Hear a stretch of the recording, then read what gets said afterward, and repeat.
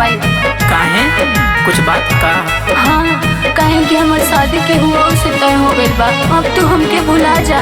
कैसे कैसे बुलाई नहीं रहा? दिन तो बीत जाला मगर जैसे साँझ होला ना वैसे तुम्हारी याद हमके बहुत सतावेला रे पागल, बहुत सतावेला रे।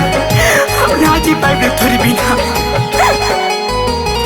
बीतते दिनवा संधिया के तोरे याद सतावता, बीतते दिनवा संधिया के तोरे याद सतावता। तू तो जाके भुला गइलू ससुर में तहर फोनवो नया आवता। तू तो जाके भुला गइलू ससुर में तहर फोनवो नया आवता। बीतते दिनवा संधिया के तोरे याद सतावता, बीतते दिनवा संधिया के तोरे याद सतावता। तू तो जाके भुला गइलू ससुर में तहर फोनवो नया आवता।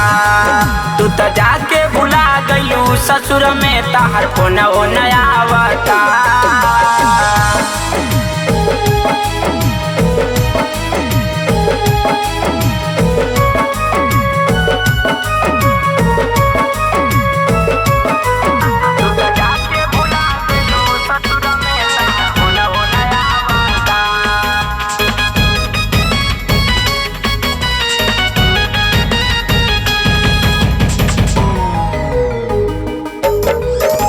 दर्द ऐसा देके गइलू सालो न जाता, जी कैसे जानब था कुछो ना बुझाता।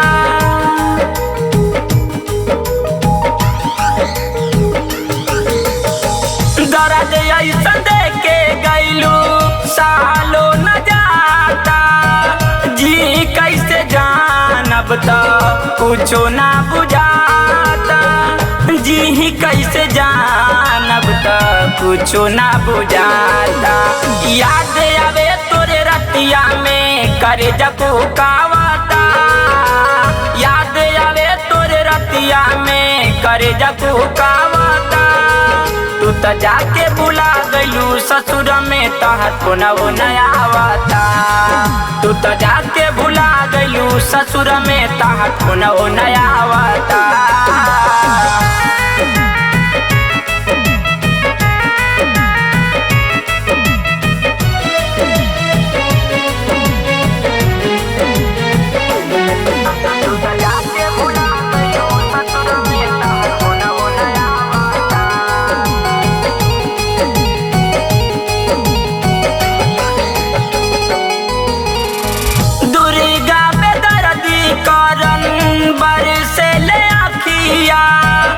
मर जाइब जान त मिली ना रखिया,